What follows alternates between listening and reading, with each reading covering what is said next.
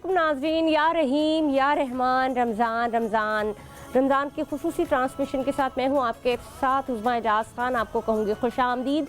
मेरी टीम भी वहाँ पे बैठी और सब आप सबको पहले रोज़े की मुबारकबाद दे रहे हैं। रोज़े की मुबारकबाद के हवाले से हम सिर्फ अभी इनिशियली आपको सिर्फ इतना बताते चले कि मुबारकबाद जब हम देते हैं तो इसका मतलब सलामती होता है हम पे भी और आपके ऊपर भी, और सलाम भी इसलिए किया जाता है कि सलामती आपके साथ भी हो और मेरे साथ भी हो। और जो रोज़े की मुबारकबाद या चाँद देख के उसकी मुबारकबाद की तो बात ही कुछ और होती है। कल यकीन करें कि ऐसा नहीं था कि कल चाँद देखने की जल्दी नहीं थी। हमें सबको पता था कि कल यानी कि आज रोज़ा होगा तो चाँद तो नज़र आना ही है, लेकिन जो चाँद देख के खुशी होती है, जो एहसास होता है, जो रमज़ान का या जो इबादत में खुशू आता है, उसका आलम ही कुछ और है। और मैं इंतज़ार में बैठी थी कि आज मुझे चाँद लाजमी देखना है और चाँद देख के जो मैंने अपनी इबादत का सिलसिला शुरू करना है वो मैं चाँद देख के ही करूँगी।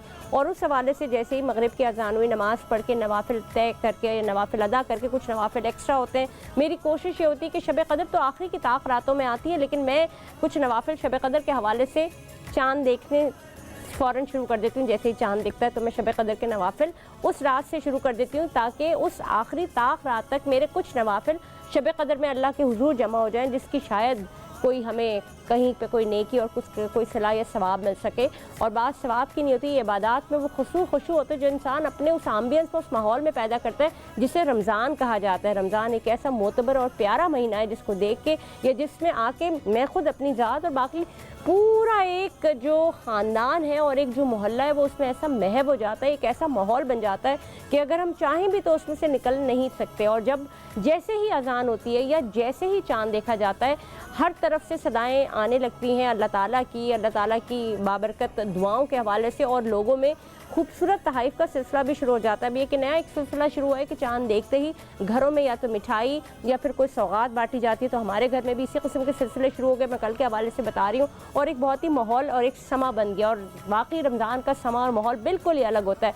अब आते हैं उसी जानिब के आखिर जब रमज़ान शुरू हो ही जाते हैं तो क्या हम उसकी फ़जीलत अहमियत को हम जानते हैं? क्या हम वो अपनी इबादत में खुशू पैदा कर सकते हैं? और इबादत में फ़जीलत और अहमियत को कितनी अहमियत हामिल है, यानी कि वो इबादत या वो नफली इबादत या वो फ़र्ज़ी इबादत जिनको करना लाजिम और मलज़ूम है, लेकिन इसके साथ साथ ही खुशू पैदा करने के लिए रोज़े की अहमियत और फ़जीलत कितनी ज़्यादा है उन इबादत के हवाले से, इसी के ऊपर बात करेंगे।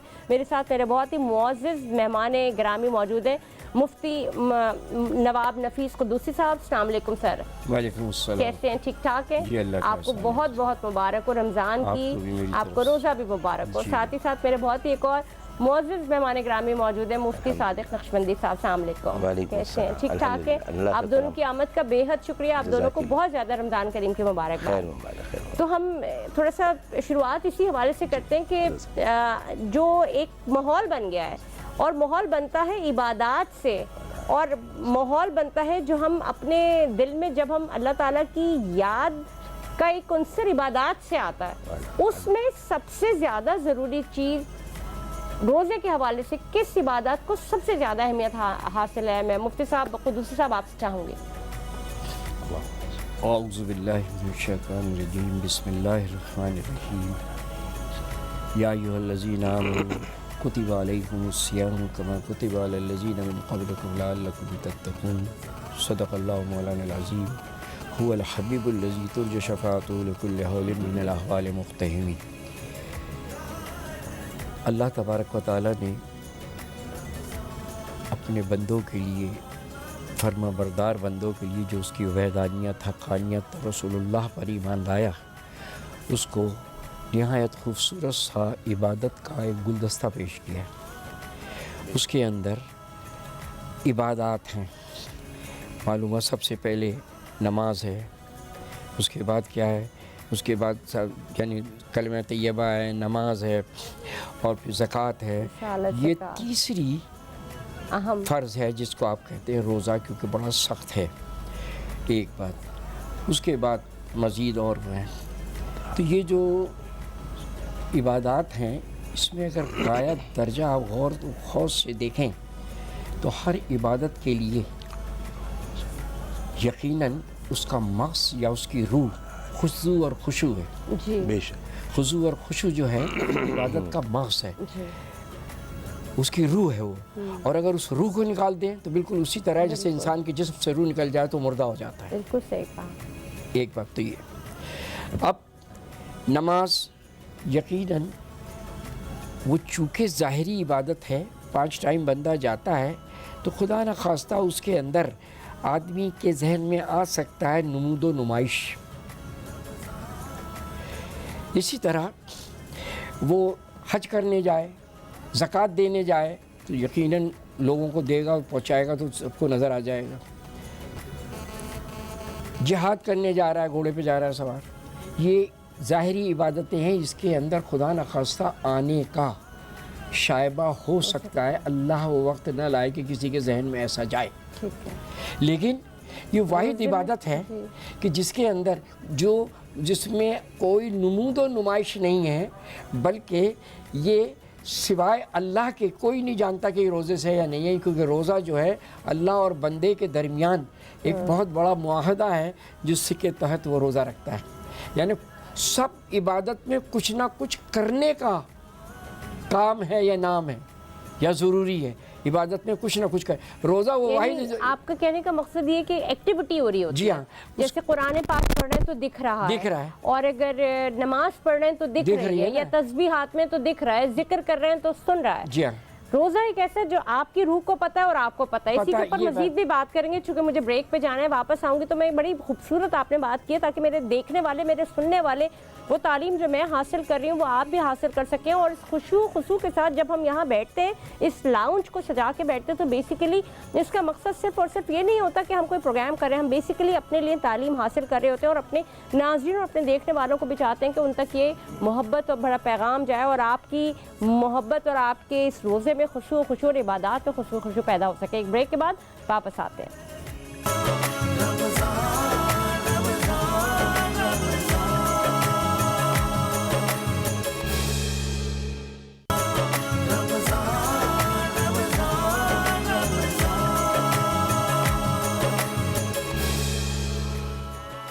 جناب پروگرام میں آپ کو ایک بار پھر خوش آمدید۔ یا رحیم یا رحمان، رمضان رمضان ٹرانسمیشن بہت ہی خوبصورت محبت کے ساتھ، پیار کے ساتھ اس کا آغاز ہوا ہے، اور جیسے کہ میں ہمیشہ کہتی ہوں کہ اپنے گھروں سے ہم محبت اور پیار کے ساتھ نکلتے ہیں، اسی طرح سے اس مہینے کا آغاز محبت اور پیار کے ساتھ ہوئے۔ آپ بھی اپنے گھروں میں اپنی آس پاس کے لوگوں میں محبتیں دیں، محبتیں سمیٹتے ہوئے اپنے گھروں سے نکلا کریں، اور رمضان کا بابرکت مہینہ جو خشوع اور عبادات کا جو ایک سلسلہ اور ایک ماحول لے کے آتے ہیں، اس کی مثال نہیں ملتی۔ ہم اسی کے اوپر بات کر رہے تھے، مفتی صاحب آپ سے بات ہو رہی تھی، آپ نے کہا کہ یہ جو روزے کی ایک عبادت ہے یہ دکھتی نہیں ہے، یہ اللہ اور بندے کے درمیان کا معاملہ ہے، باقی کہیں نہ کہیں ایکٹیویٹیز دکھ رہی ہوتی ہیں، تو ذرا اس کو تھوڑا سا اور سمجھائیے گا۔ دیکھیے، میں نے عرض کیا تھا کہ ساری عبادت اس میں کہیں نہ کہیں دکھتی ہے انسان کو کسی نہ کسی صورت، ظاہر ہو جاتی ہیں، یہ مطلب ظاہر ہو جاتی ہے۔ یہ روزہ جو ہے، یعنی اب اس کو آپ دوسرے لفظوں میں کیا کہیں، آپ دوسرے لفظوں میں یہ کہیں کہ ہر عبادت کے کرنے میں کچھ نہ کچھ کرنا پڑتا ہے، لیکن روزے کو اختیار کرنے میں، یعنی روزہ رکھنے میں کچھ بھی نہیں کرنا پڑتا۔ ایک بات وہ بیٹھا ہی رہتا ہے، نارملی جو لوگ ہیں ان کو ہلانا بھی مشکل ہو جاتا ہے، کہتے ہیں کہ ہم کہتے ہیں اٹھو، کہتے ہیں روزہ ہے ہمارا، ہمیں چھوڑ دے، تنگ نہ کریں۔ تو یہ روزہ، اس کے ایک تو بات یہ ہے، دوسری بات یہ ہے، جیسے آپ یوں کہہ لیں نا، اس کو اس طرح اور سمجھ لیں عوام، کہ جیسے آپ کہتے ہیں کہ صاحب پیاسا کنویں کے پاس جاتا ہے، یہ وہ عبادت ہے کہ کنواں پیاسے کے پاس آتا ہے، یعنی وہ رحمت و برکت والا۔ جب یہاں پر اچھا ایک غلط فہمی لوگوں میں ہوتی ہے، تو یہ روزہ جو ہم کہہ رہے ہوتے ہیں یہ اردو میں کہتے ہیں، فارسی کا لفظ ہے، لہٰذا اس کے اندر کیا ہے، صوم مانا رک جانا۔ ابھی جو آپ فرما رہے ہیں کہ صاحب بڑی خوشی ہم آتے ہیں، سب خوشی رہیں، یقیناً روزے کے اندر کھانے پینے اور بقیہ چیزوں سے رک جانے کا نام روزہ ہے۔ اس کے اندر غصے کا بھی رک جانے کا نام ہے، اس کے اندر اور دنیا بھر کی چیزیں جتنی بھی ہیں، ہر وہ شے جس کو منع کیا وہ تو منع ہے ہی، لیکن بعض چیزیں آپ قدرت رکھتے ہیں، اٹھ کے پانی پینے پر آپ قدرت رکھتے ہیں، بند گھر میں کھانے پر اپنے کمرے میں، لیکن آپ نہیں کر رہے ہیں کیونکہ آپ اور اللہ کے درمیان ایک معاہدہ ہے، کیونکہ یہ اللہ تبارک۔ اب کتنی خوبصورت بات ہے، میں نے کل کے شو پہ بھی کہی تھی یہ بات کہ آپ کے اندر سے کبھی کبھار ایسا ہوتا ہے کہ جب یہ رمضان چلے جاتے ہیں تو آپ بڑھتے ہیں پانی پینے کے لیے, آپ کو ایک احساس ہوتا ہے کہیں آپ کا روزہ تو نہیں ہے, تو تھوڑا, اور اسی طرح سے جب آپ کا روزہ ہوتا ہے تو آپ بے اختیار اٹھتے ہیں پانی پینے کے لیے, پھر ایک روک لگا دیتا ہے آپ کو, آپ کا روزہ ہے.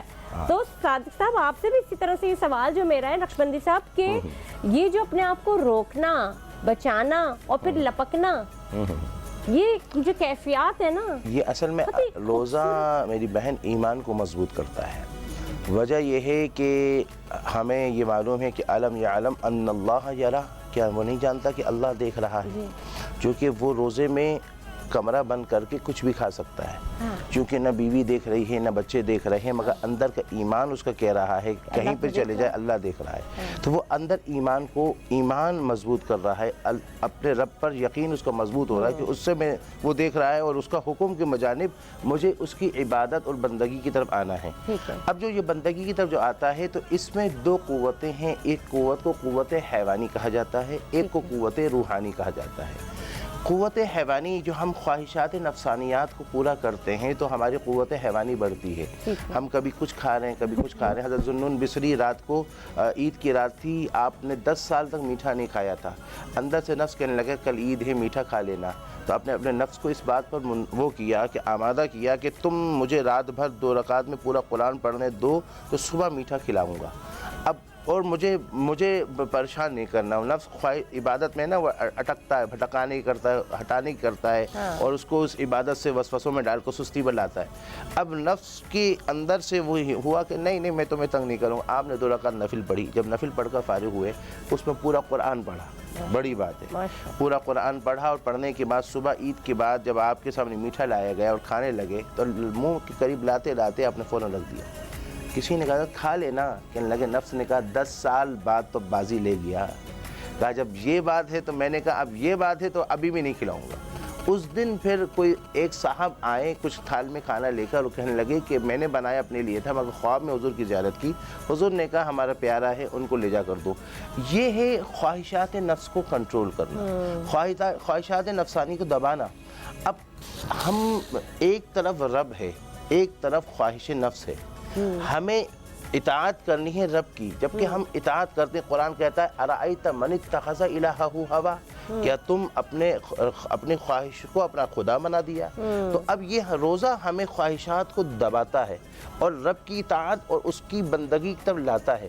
اور جب رب کی اطاعت کی طرف آتے ہیں اور خواہشات کو جب دبتا ہے تو قوت حیوانی کمزور ہو جاتی ہے. صادق نقشبندی صاحب, ایک اور بڑی اہم بات ہے, یہ تو آپ نے ہمیں کھانے پینے سے روک بتا دی نا کہ ہم رک رہے ہیں کھانے پینے سے.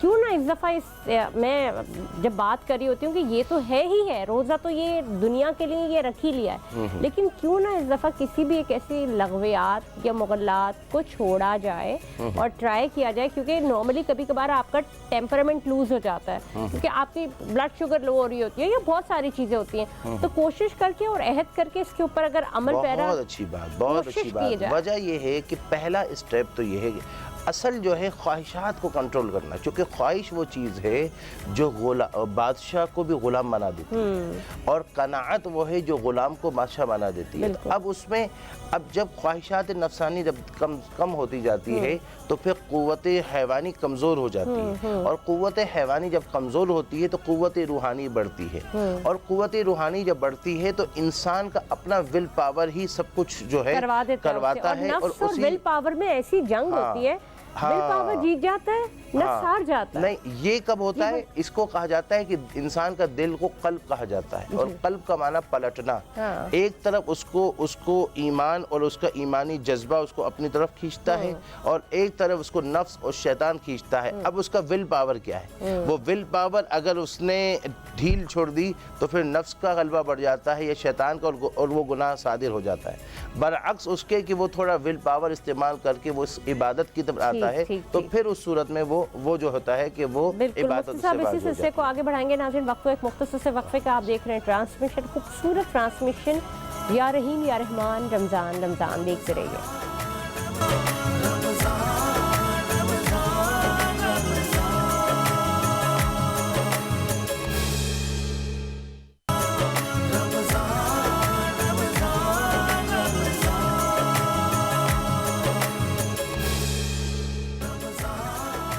जनाब प्रोग्राम में आपको एक बार फिर खुश आमदीद। या रहीम या रहमान रमज़ान रमज़ान ट्रांसमिशन के साथ हाजिर खिदमत है। मुफ्ती मुझे ये बताइएगा कि जब भी हम बात करते हैं रोज़े के हवाले से बात कर रहे होते हैं तो ये कहा जाता है कि आपकी जो नेकी और इबादत हैं जो चाहे नफली हैं या फ़र्ज़ी हैं उसका मल्टीपल आपको सवाब मिलता है। तो ये भी लोग करते हैं कि अपनी इबादत और अपने रोज़े को सजा देते हैं इबादत से। तो कौन सी ऐसी इबादत है और कितना गुना? कहीं पे मैं पढ़ी थी कि 10 से लेकर 700 गुना तक का सवाब है। सही बात है, ये इसी तरह से होता है। और इबादत को किस तरह से बढ़ाया? अब आप यहाँ से आपने कह दिया, अब आप सुनिए, 10 से 700 गुना तक सवाब मिल रहा है। ठीक है, रमज़ान शरीफ की बरकत यह है, ये अज़मत वाला, रहमत वाला, खैर वाला महीना है। इसके अंदर हर नफल फ़र्ज़ के बराबर और हर फ़र्ज़ 70 गुना इनांस हो जाता है। सुभान अल्लाह, सुभान अल्लाह। ठीक है, अब रोज़े का नहीं बताया, रोज़े के लिए सिर्फ ये आ रहा है जी जी, अस्सौमु ली व अना अजज़ी बिही क़ाल क़ाल रसूलुल्लाह सल्लल्लाहु अलैहि वसल्लम। रसूलुल्लाह सल्लल्लाहु अलैहि वसल्लम ने फरमाया कि अल्लाह फरमा रहा है कि रोज़ा मेरे लिए, उसकी जज़ा मैं दूंगा। वो क्या देगा वो जानने वाला। कितनी बड़ी सरकार से जो मिलेगी चीज़ वो कोई छोटी मोटी चीज़ नहीं मिलने वाली है। तो लिहाजा यहाँ तक है। अब ये क्या है, असल में रोज़ा नाम है, जो मैंने आय करीमा पढ़ी उसका आखिर में क्या है, लाल लकुम तत्तकून, ताकि तुम तक़वा इख्तियार करो। तक़वा नाम किस चीज़ का है? शरई उसूल में बाल का 1000वां हिस्सा भी शक आ जाए फेल करते हुए उसको रोक दे। उमर फारूक से किसी ने पूछा, यार उसका कह लीजिए कि अमीरुल मोमिनीन ये पहले बताइए कि उसका तक़वा क्या है? तो उन्होंने क्या खूबसूरत जवाब दिया। कहने एक बात सुन, दोनों तरफ कांटे की बाढ़ हो, तंग सी, और उसमें से तुझे गुजरना हो तो तू कैसे जाएगा? अपने सारे कपड़ों को समेट कमाट के जाएगा ना, बस तक़वा नाम उसका है। अच्छा। तो लिहाजा तक़वा जो नाम है वो इस चीज़ का है, तक़वा नाम है अल्लाह से डरना, अल्लाह की नाफरमानी से डरना। अल्लाह से डरना नहीं, वो तो रहमान और रहीम है। अल्लाह की नाफरमानी से डरना, उसके हुक्म के ख़िलाफ़ करना। उसके हुक्म के ख़िलाफ़ अगर बंदा करता है तो वो वायलेशन करता है, और वायलेशन जो करेगा उसकी सज़ा है और वो काबिल कबूल है। कुद्दूसी साहब ये भी बताइएगा कि जैसे हम अपनी इबादत से अपने रोज़े को सजाते हैं, मज़ा आता है, नेकियों के लिए सजाते हैं, लेकिन एक क़ल्बी सुकून जो अल्लाह ताला की तरफ से अता होता है। अल्लाह ताला कहते हैं कि रोज़ा तुम पे फ़र्ज़ किया गया जैसे तुमसे पहले लोगों पे फ़र्ज़ किया गया था, और ये खालिसतन इसका अजर अल्लाह ताला खुद अता करेंगे। तो बाकी इबादत का अजर भी अल्लाह ही अता करते हैं, लेकिन जैसे नमाज है, नमाज अल्लाह को तो नमाज काफ़ी नहीं, मतलब बंदे के लिए ना नमाज तो बेसिकली देखा जाए तो हम उससे फैज़याब होते हैं। तो रोज़े से फैज़याबी किस तरह से हासिल की? अब ये देखिए ना, कितना बड़ा फैज़, तो ये बिल्कुल अलग कर दिया इसको। अब आपने नमाज का नाम लिया, दुनिया में अगर किसी शख्स ने शरीयत मुतहरा के तहत उसका जवाब है, दुनिया में अगर किसी शख्स ने किसी के 3 पैसे ज़बरदस्ती खा लिए, ज़बरदस्ती खा लिए, क़यामत के दिन उसकी 700 नमाजें मकबूल तरीन वो चली जाएंगी जिसका पैसा खाया। अब इसी तरह सारी चीज़ें हैं। ये रोज़ा अल्लाह ने इस जगह आके फरमा दिया, इतना बड़ा बेनिफिट है ये कि रोज़ा मेरे लिए, इसकी जज़ा मैं दूंगा। या रोज़ा मेरे, इसका मजहूल पढ़ेंगे अगर आप इसको, मैं खुद दिया गया हूँ, मैं खुद हूँ, खुद जज़ा यानी मैं खुद हूँ, मैं खुद ही जज़ा हूँ। यानी मजहूल में तो ये आएगा ना, मैं इसका अगर इसका इसमें उसका मजहूल से पढ़े तो उसका माना है मैं खुद हूँ उसकी जज़ा। तो अब जिसकी जज़ा अल्लाह है तो उधर फिर क्या चीज़ है, फिर तो सारा काम A1 है। सादिक नक्शबंदी साहब, आपसे भी ये चाहूँगी जानना कि कभी कभी हमें ऐसा भी लगता है, मतलब इतनी फसाहत के साथ बयान किया बात को, लेकिन अल्लाह ताला हमें 11 महीने तक कहते हैं कि तुम इस तरह से रहो, और अल्लाह ताला हमसे प्रैक्टिस करवाने के लिए ईमान की, हिदायत की, मोहब्बत की, प्यार की, लगावट की, सजावट की, इबादत की, अतात की, इत्तबा की, ये प्रैक्टिस कराने के लिए कहते हैं 1 महीना तुम्हारा है, इसको ऐसे गुजारो, कुछ तो सीखोगे इन अगले 11 महीनों के लिए। तो मैं सही कह रही हूँ? असल में बात वो यही है कि असल में क्या कहते हैं, कुछ लोग जो है ना किसी चीज़ की प्रैक्टिस में आते हैं اور آہستہ آہستہ اس چیز کی عادت بنتی چلی جاتی ہے. اسی طرح اللہ رب الجلال نے ہم کو رمضان المبارک کا کوئی 2-4 دن نہیں دیا. 2-4 دن اگر دیتا تو کوئی بندہ کہتا کہ بھائی اس 2-4 دن میں کیا کر پاؤں, میری تو عادت نہیں بنی. اللہ نے ہم سب کو پورا مہینہ عطا فرما دیا اور وہ پورا مہینہ دے دیا, اور پھر مہینے کے اندر ہمیں کیا کہا, ایک حدیث شریف میں حضور نے فرمایا کہ من قام رمضان ایمانا و احتسابا غفر له من ذنبه ما تقدم. حضور نے فرمایا کہ یہ ایسا مقدس مہینہ ہے کہ اس مہینے کا لمحہ لمحہ عبادت میں اطاعت میں گزارا جائے. ویسے بھی رمضان کا روزہ بھی ہر ایک ایک سانس آپ کی عبادت میں گزر رہی ہے, ہماری عبادت میں گزر رہی ہے. یہ ہمارا یوں سمجھیے کہ ہمارا میٹر چل رہا ہے. اب ایک بات, دوسری بات یہ ہے کہ اس کے ساتھ ساتھ رات کا جب وقت آ رہا ہے تو حضور نے فرمایا کہ رمضان کی رات کو بندہ قیام کرے, اور وہ کیسے کرے, فرمایا ایمان کے ساتھ میں, ایمان کے ساتھ میں, اور پھر اس کے ساتھ ساتھ حصول ثواب کے ساتھ میں. اب یہ 2 لفظ کیوں کہا گیا کہ بھئی ایمان کے ساتھ, کہ بھئی عبادت کرے, یا روزے کے بارے میں بھی آئے من صام رمضان ایمانا و احتسابا غفر له من ذنبه, کہ جو روزہ رکھے ایمان کے ساتھ, احتساب کے ساتھ. یہ جو ایمان کا لفظ آیا اس لیے کہا کہ کئی ایسے لوگ ہیں جو روزے برت رکھتے ہیں مگر ان کا ایمان نہیں ہوتا. اچھا, ہاں, وہ جیسے ہندوؤں میں بھی ہے کہ وہ بھی روزہ رکھ رہے ہیں, وہ ان کا برت ہو رہا ہے نا, ورت ہوتا ہے, برت, ہاں, وہ تو چاہے مگر ایمان نہیں ہوتا. کئی ایسے ہیں جو روزہ رکھ رہے ہیں مگر ان کا معاملہ یہ ہے کہ وہ روزے کی نیت سے نہیں, وہ کہہ رہے ہیں ڈاکٹر نے کہا تھا کہ ایسے روزہ رکھو نا تمہیں, فاسٹنگ بھی تو اب چل رہی ہے, ہاں, کہ بھئی تمہیں جو ہے نا روزہ رکھو گے اس طرح. تو اس کو میں ایک دفعہ گر گیا تھا, مجھے چوٹ آئی, تو میں ایک سونار کے بعد پتہ چلا وہ مالش والش کرتے تو ٹھیک ہو جاتے, تو وہاں گیا, انہوں نے کہا میں روزہ رکھتا ہوں, اور ماشاءاللہ جب سے میں اس طرح روزہ رکھتا ہوں تو مجھے بڑا فائدہ ہے. میں نے کہا بڑی خوش قسمتی ہے. کہنے لگے روزہ کو میں عبادت کی نیت سے نہیں, مجھے اس سے صحت ملتی ہے اس لیے رکھتا ہوں. تو یہاں حدیث میں آئے احتسابا, حصول ثواب کے لیے. اگر اس کا ایمان نہیں اور روزے اور قیام کچھ بھی کر رہا ہے اس کو فائدہ نہیں. یہاں حصول ثواب نہیں, اور ویسے اگر وہ کر رہا ہے, ورت کر رہا ہے, تو نہیں فائدہ. اب جب دونوں کرے گا تو غفر له من ذنبه ما تقدم, اللہ تعالیٰ اس کے گزشتہ گناہ صغیرہ معاف فرما دے گا. اب صغیرہ اس سے معاف ہوگا. اب یہاں صغیرہ, رمضان شریف تو چھانٹنے والا ہے. رمضان کا معنی ہی گرم. اب یہاں جب گرم جو چیز ہوتی ہے, گندا لوہا کو بھٹی میں ڈالیں تو اس کی گندگی کو دور کرے گا, اور جو اچھا لوہا اس کو ڈالیں, اچھی چیز ہوگی, وہ اندر اس کو سونا بنا دے گا, سونا بنائے گا, اور جو سونا ہوگا اس کو زیور بنا دے گا. اسی طرح رمضان وہ گرمی ہے, وہ ایسی ہے کہ جو گناہگار کے گناہ کو ختم جلا دیتی ہے, اور نیکوکار کے درجات کو بڑھا دیتی ہے, اور ابرار کو اپنے رب کے قرب تک پہنچا دیتی ہے. تو یہ ایک ایسا موقع ہے جو اللہ کے قرب تک پہنچنے کا بہترین موقع ہے. تو اب یہاں پر جو کہا غفر له من ذنبه ما تقدم, اس کے پچھلے گناہ معاف ہو جاتے ہیں. اس سے مراد صغیرہ ہے. صغیرہ گناہ اس سے معاف ہوں گے, اور تراویح سے کبیرہ گناہ میں تخفیف شروع ہو جائے گی. اسی لیے کہا من قام رمضان ایمانا و احتسابا. تو یہاں پر تراویح کو بھی ایک اہمیت دینی ہے, چونکہ حضور نے کہا رات کو نماز پڑھی جائے. اب جو رات کو نماز پڑھی جائے, اب کوئی کہے گا کہ کسی نے, ایک صحابی نے حضور حضرت عائشہ سے کہا کہ حضرت عائشہ بتائیے کہ حضور علیہ السلام رمضان میں کیسی نمازیں پڑھتے تھے. تو اب جب کہا کیسی نمازیں پڑھتے تھے, تو حضرت عائشہ نے کہا کہ حضور علیہ السلام رمضان میں اور رمضان کے علاوہ میں 11 رکعت پڑھتے تھے. اچھا, یہ کہا بخاری شریف میں ہے کہ رمضان کے غیر رمضان, کہ رمضان کے علاوہ میں 11 پڑھتے تھے. تو اب یہاں اس سے مراد تراویح نہیں ہو سکتی. 11 میں 3 وتر لے لیے جائے, اور بعض کہتے ہیں 8 تراویح لے لی جائے, تو یہ نہیں لی جا سکتی. کیوں؟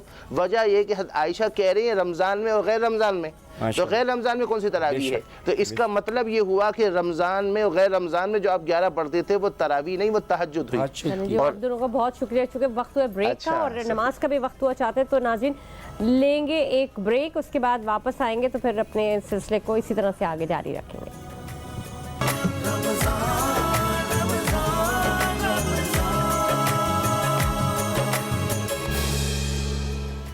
پروگرام میں آپ کو ایک بار پھر خوش آمدید. یا رحیم یا رحمان, رمضان ہم بات کر رہے تھے.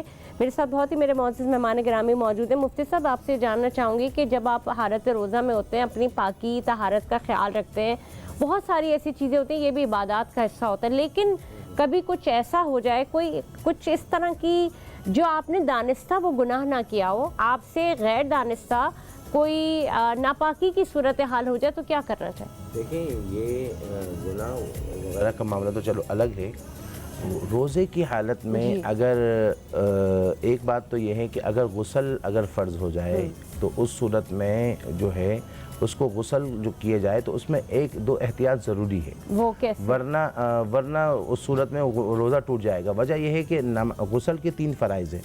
ایک تو ہے پورے جسم کا دھونا، ناک میں پانی ڈالنا، نہیں پورے جسم کا دھونا، پورے جسم سے پانی بہانا، یہ فرض ہے۔ ٹھیک ہے۔ اچھا، دوسرا فرض جو ہے وہ یہ ہے کہ جو ہے مزمزہ اسے کہتے ہیں کہ غرغرہ کرا جائے، اور ایسے خالی کلی کرے گا نا، خالی کلی کرے گا تو وہ پورے اندر کو منہ نہیں دھلے گا، تو اس صورت میں پورے حلق تک پانی کا وہ دھلنا، یہ دوسرا فرض ہے، روزے میں نہیں، روزے کے علاوہ۔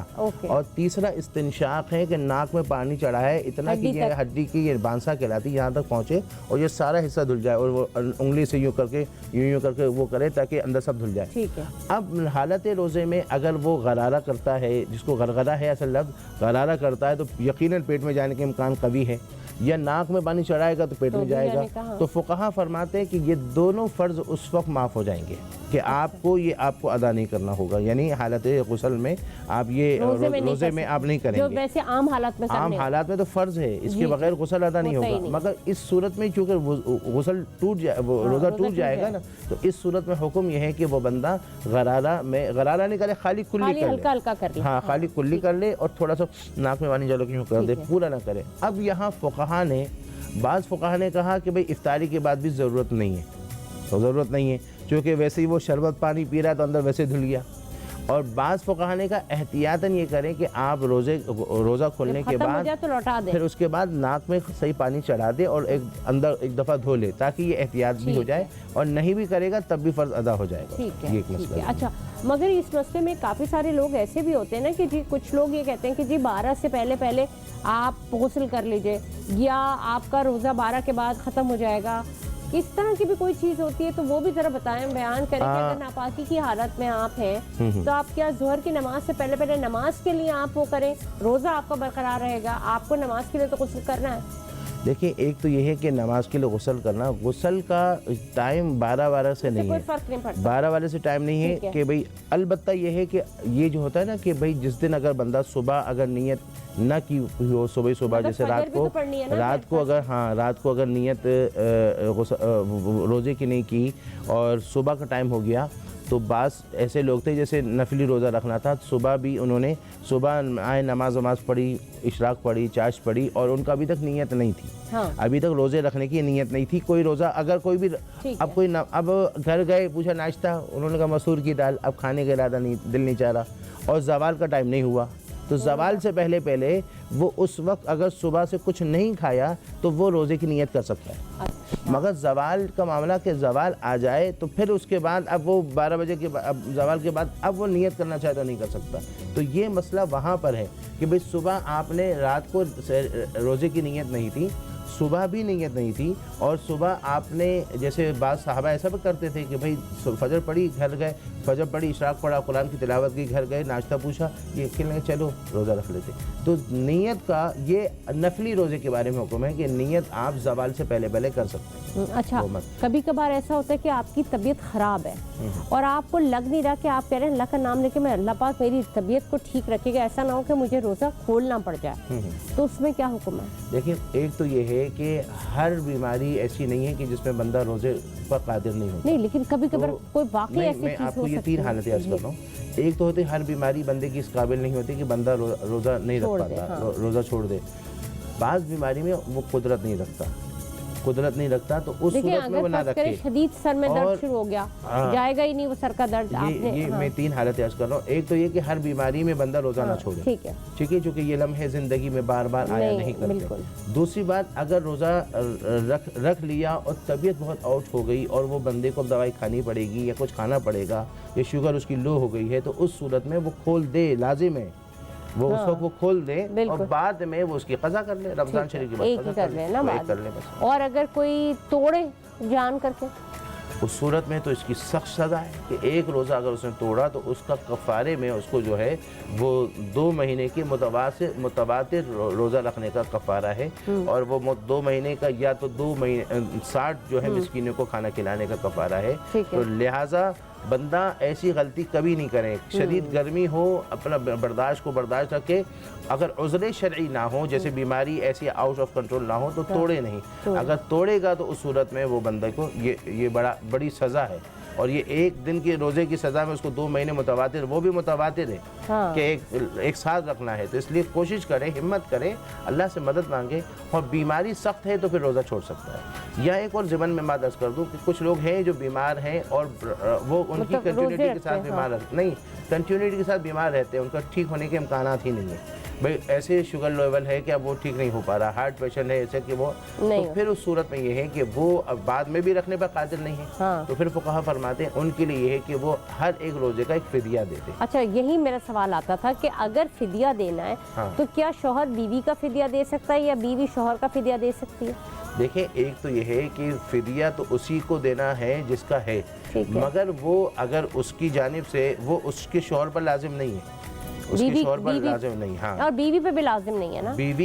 بیوی اپنا اگر بیمار ہے تو اپنا تو دے گا, اپنی دے گی, مگر وہ شوہر پر لازم نہیں ہے. شوہر کا ہے تو وہ بیوی پر تو ویسے ہی لازم نہیں ہے اگر وہ نہیں. لیکن مجھے ایک اور بات ہے نا کہ دیکھیں اب بیوی بھی تو ہوتی ہے نا, جب اس کے اوپر زکوٰۃ اگر ہے مرد پہ ہوتی ہے تو زکوٰۃ گھر میں اگر سونا ہے مرد دیتا ہے نا زکوٰۃ. سونا اگر بیوی کا ہے, عورت کا ہے تو مرد دیتا نہیں ہے. وہ زکوٰۃ تو فرض مرد پر تھوڑی ہوئی ہے. اچھا, وہ جب زکوٰۃ سونا جب اس کی عورت کا ہے, اس کی زوجہ کا ہے, تو فرض اس پر ہوئی ہے. اب وہ یہ ہے کہ وہ کہاں سے لائے گی, وہ 7.5 شوہر ہی دے گا نا. 7.5 تولہ کا. تو اس کا ایک طریقہ یہ کہ یا تو اس میں تو کچھ سونا بیچ کر اس کی رقم نکالے, اب ہر سال بجٹ جو ہے شوہر کے اوپر بڑا ہو جائے گا. ایک صورت تو یہ کہ شوہر یا استحساناً جو ہے وہ کہے گا بھئی تمہاری زکوٰۃ کی مد میں کتنا بنتا ہے میں دے دیتا ہوں, اور وہ کہے گا ٹھیک ہے, وہ صحیح ہے. جس طرح فطرہ ہے, فطرہ بھی بیوی کا فطرہ دینا شوہر پر واجب نہیں ہے. اچھا, وہ اگر دیتا ہے تو بیوی کو متنبہ کرے گا کہ ہاں بھئی میں تمہاری طرف سے فطرہ دے دوں, وہ کہے گا ہاں دے دیں. اسی طرح بیوی اگر بیوی فدیہ دینا چاہے شوہر کا تو وہ اس کو متنبہ کر کے دے سکتے ہیں کہ میں تمہارا فدیہ دے رہی ہوں. اچھا, ایک چیز اور یہ کہ فدیہ ہوتا مطلب کس اب کوئی نہیں رکھ پاتا, مان لیا اب جیسے ابھی حضرت بیٹھے تھے اور وہ بتا رہے تھے کہ ان کو شوگر کا پرابلم ہے اور وہ ہوتا ہے, اور وہ انہوں نے ڈر بھی لے کے انہوں نے رکھا کہ اللہ مجھے موقع دے میں دیکھیں. لیکن اسی طرح سے کچھ لوگ ایسے ہیں کہ وہ نہیں, وہ کہتے ہیں کہ ہمیں تو شوگر ہے ہم نہیں رکھ سکتے, کوشش بھی نہیں کرتے. ٹرائی تو کرنا چاہیے نا, ہمت کر کے ٹرائی تو کرنا چاہیے نا. ان کی سچویشن اگر اس طرح کی آؤٹ آف کنٹرول ہو جاتی ہے, ان کو کبھی یقین ہے نہیں ہو جاتی ہے, اسپائک کرتی ہے نا شوگر. ہاں, تو اگر ایسی کنٹرول ہو جاتی ہے تو پھر اچھا, ایک چیز اور یہ کہ ایک آدمی کے پاس اتنی اماؤنٹ آ رہی ہے کہ جو کہ اس کے استعمال سے مطلب ایک عام آدمی کے لیے بہت ہے وہ, لیکن وہ پورا کا پورا پیسہ اگر وہ آج اماؤنٹ آئی ہے, فرض کریں 4-5 لاکھ روپے آپ کی, کسی کے عام آدمی کی ایک انکم ہے, اس کے اوپر کوئی ذمہ داری نہیں ہے, نہ اولاد کی, نہ بیوی کی, نہ بچوں کی, نہ گھر کی, کوئی ذمہ داری نہیں ہے. 4.5-5 لاکھ اس کی ایک انکم آ رہی ہے, پر اس کے خرچے اتنے زیادہ ہیں کہ اس کو 5 لاکھ بھی کم لگ رہی ہے, تو اس کا فدیہ دیا جا سکتا ہے. اس کا فدیہ یا اس کو فدیہ؟ اس کا فدیہ. اب وہ روزے بھی نہیں رکھتا تو کیا اس کا فدیہ دیا جا سکتا ہے؟ دیکھیں اس کا فدیہ, دیکھیں فدیہ تو ایسا ہے کہ اس کے بعد پیسہ بھی ہو, اس کے بعد پیسہ لاکھوں کروڑوں بھی ہو, اور اگر وہ بیمار تھا, روزہ نہیں رکھ سکتا تھا, اس کی وائف اگر کہتی ہے اپنے شوہر سے کہ بھئی تمہاری طرف سے میں فدیہ دے دوں, ہاں دے دو, تو وہ دے سکتا ہے, کیونکہ وہ اس کو تھوڑی دے رہا ہے, اس کی جانب سے وہ فدیے کی رقم کسی غریب کو دے رہا ہے. اور اس پہ اگر کوئی یہ بھی کہتا ہے کہ ہماری ماسی بھی ہوتی ہے کہ فدیے کے قابل تو میں ہوں, تم میرا فدیہ کیوں دے رہی ہو, اس سے بہتر فدیہ مجھے دو, نعوذ باللہ بڑی تکلیف دہ بات ہے. پیشہ ور لوگوں کو ہرگز نہ دیے جائے. ہاں نہیں, اس کا مطلب کیا ہے, اس بات کا مطلب کیا ہے, مطلب ایک آدمی جو خود بہت پیسے والا ہے, ہاں, اور اس نے وہ جتنا بھی پیسہ تھا وہ آپ چاہے 2 دن میں خرچ کر دو چاہے 3 دن میں, اس کے بعد وہ یہ کہہ رہا ہے کہ فدیے کی رقم کسی اور کو دینے کے بجائے اسی کا فدیہ مجھے دے دی جائے, تو یعنی جس کا فدیہ دیا جا رہا ہے وہ خود ہی امیر ہے, ٹھیک ہے, لیکن اس نے اپنی جتنا بھی پیسہ ہے وہ تو 1 دن میں اڑا دیا, ٹھیک ہے. مگر یہ ہے کہ اس کا فدیہ اگر اس پر فدیہ آتا ہے تو وہ فدیہ اپنے آپ کو کیسے دے سکتا ہے؟ وہ کہہ رہے کوئی اور, جیسے میں نے یہی بتایا نا کہ اگر اس کی وائف یا اس کی ماں اس کے مد میں اس کا فدیہ دے دیتے ہیں کہ روزے نہیں رکھ پاتا, بیمار ہے, تو وہ کسی کہتا اور ہے کو دے گا، کسی اور کو دے گا، کسی اور، لیکن وہ یہ کہتا ہے کہ اس کا حقدار میں ہوں. نہیں وہ اس کا فدیہ وہی خود تھوڑی نہیں لے سکتا وہ تو نا. کسی صورت میں لے، ہاں. اس کا فدیہ کسی اور غریب کو دیا جائے. اچھا، تو وہ یہ کہتا ہے کہ جب میں روزے رکھنے کے قابل نہیں ہوں اور میرے پاس پیسہ بھی نہیں ہے تو میرا فدیہ کس بات کا؟ بھائی فدیہ تو ہے نا، یہ تو آپ کو دینا ہے، دینا ہے.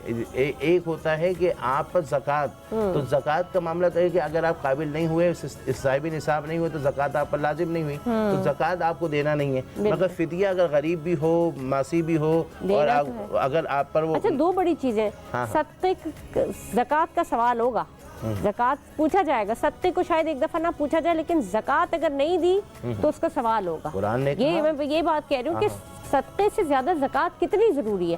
اسی طرح فطرہ، فدیہ، یہ ساری چیزیں کتنی زیادہ ضروری ہیں جن کو کرنا ہی کرنا ہے. لوگ کیا کرتے ہیں، پہلے صدقہ کر دیتے ہیں اور پھر یہ ہو جاتا ہے. دیکھیں سب سے بڑی بات یہ ہے کہ صدقہ، دیکھیں جو زکوٰۃ دے رہے ہیں نا، تو زکوٰۃ کا معنی بھی صاف کر دینا، ستھرا کر دینا، پاک کر دینا، بالکل وہ کر دینا. اور یہ جو ہم راہ خدا میں جو زکوٰۃ دے رہے ہیں تو یہ بھی ایک راہ خدا میں ایک صدقہ ہی ہو رہا ہے. ٹھیک ہے، یہ بھی ایک خیرات ہو رہی ہے، مگر یہ وہ صدقہ ہے جو آپ پر فرضیت کا درجہ رکھتا تھا. ٹھیک ہے، مفصل میرے خیال میں بالکل ہم اس ٹائم کے دہانے پہ آ گئے، لیکن میں چاہ رہی ہوں کہ ہم ابھی انشاءاللہ نیکسٹ پروگرام میں بھی آپ سے اسی حوالے سے بات کریں گے. اور اب جو ہے وہ نماز کا وقت ہوا ہی چاہتا ہے، اذان کا وقت ہوا چاہتا ہے کراچی میں. ہم آپ سے اجازت چاہیں گے، انشاءاللہ پھر آپ سے ملاقات ہوگی. تو جناب یا رحیم یا رحمان رمضان ٹرانسمیشن میں اب تک کے لیے اتنا ہی. ہم چلتے ہیں نماز کی جانب، اذان کا وقت ہوا چاہتا ہے کراچی میں.